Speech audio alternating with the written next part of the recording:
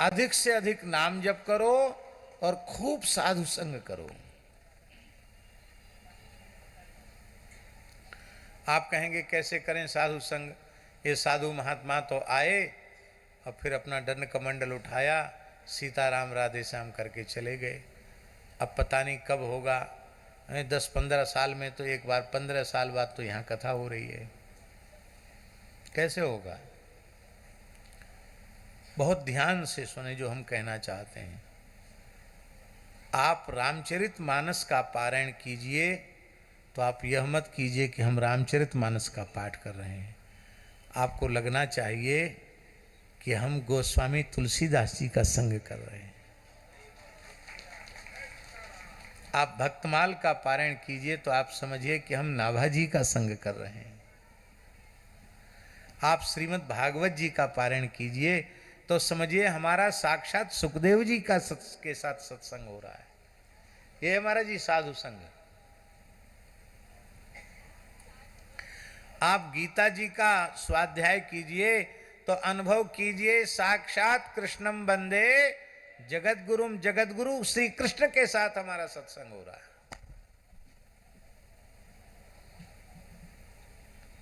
किसी संत का चरित्र आप पढ़ रहे हैं तो जिस संत का चरित्र आप पढ़ रहे हैं उस संत के साथ आपका संग हो रहा है।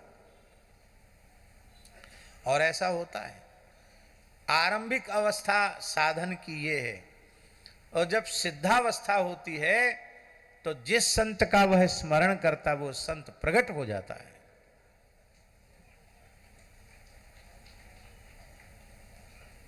हमारे वृंदावन के एक भगवत प्राप्त महापुरुष थे,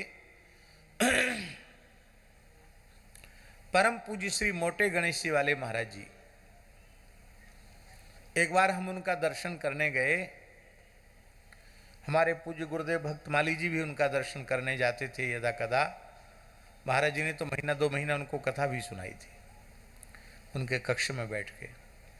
और पूज्य परमहंस जी तो कम से कम 40 वर्ष तक उनके यहाँ गए। कितने वर्ष तक?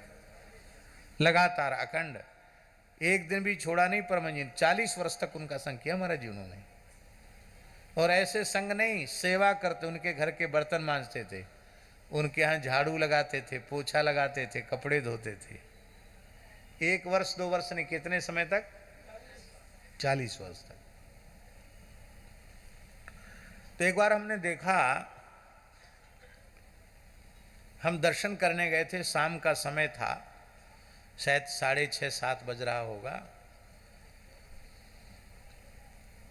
तो हमने देखा, गर्मी का समय था महाराज जी, और वो अपनी खटिया पर बैठे थे आंगन, छत पर, अपने जहाँ निवास करते थे उसकी छत पर, आंगन में खुले में खटिया पर बैठे थे। गर्मी का समय था। तो हमने क्या देखा कि उनका शरीर ऐसे कांप रहा है और उनके नेत्रों से बड़ा तीव्र अश्रु प्रवाह चल रहा है,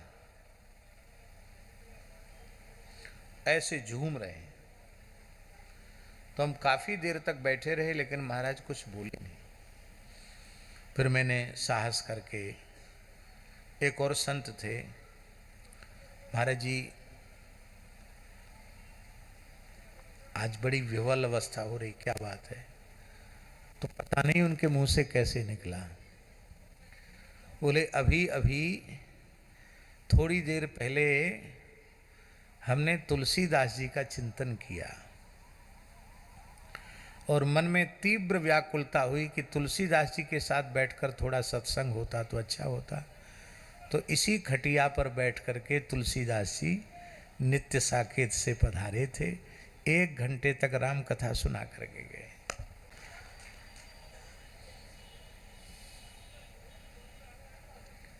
हो सकता है ऐसे अनधिकारी जीव यहां बैठे हों जिन्हें इस बात पर विश्वास न हो, लेकिन आप विश्वास कीजिए। कौन्तेय प्रति जाने ही न मे भक्तः प्रणश्यति, मेरे भक्त का नाश नहीं होता है।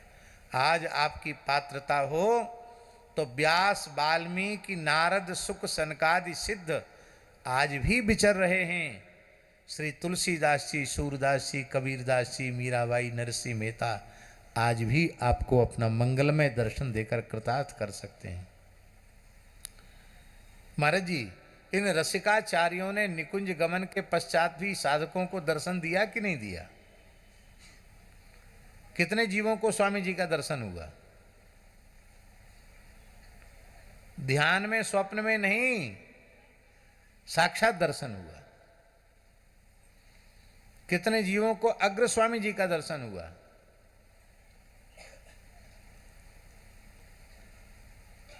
मिथिला के तमाम संतों ने गिरधर जी रेवासा धाम में आकर केवल श्री अग्रदास नाम का जप किया। और महाराज जी अग्र शतक लिखा, रसकांत लता जी ने अग्र शतक लिखा है। रेवासा धाम में आकर केवल श्री अग्रदास नाम का जप किया, और वो कहते हैं कि केवल इसी नाम के जप से आचार्य चरण ने प्रकट होकर दर्शन दिया, और जो उनकी हृदय की वस्तु थी वो हमको मिली। खुद स्वीकार कर रहे हैं महाराज जी आचार्य चरण। नाभाजी ने निकुंज गमन के 100 वर्ष बाद प्रियादासी को दर्शन दिया कि नहीं दिया?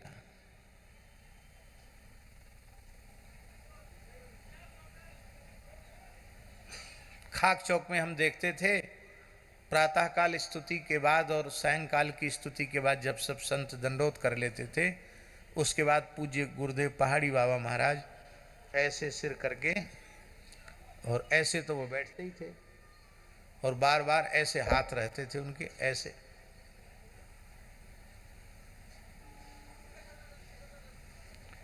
काफी देर तक करते थे, और नेत्र उनके बंद रहते थे। तो एक दिन एकांत अवसर देखकर हमने पूछा महाराज जी को, महाराज जी आरती स्तुति के दंडोत होने के बाद सब संत दंडोत कर जाते, उसके बाद बहुत देर तक आप ऐसे ऐसे करते रहते हैं, आप किसको प्रणाम करते हैं? इतना सुनते ही महाराज जी भाव विहल हो गए और बोले, बच्चा क्या बतावें, इसी वृंदावन में नारद जी, सनकादिक समस्त रसिकाचार्य पूर्वाचार्य इसी वृंदावन में विचरण कर रहे हैं। बोले जब खाक चौक में आरती होती सब आरती दर्शन करने आते हैं, बाद में सब मिलकर दंडोत प्रणाम करके जाते हैं, उन्हीं सबको मैं दंडोत करता हूँ, एक एक करके सबको दंडोत करता हूँ। लो, एक ऐसे महापुरुष हैं जिनको सब दिखाई पड़ते हैं।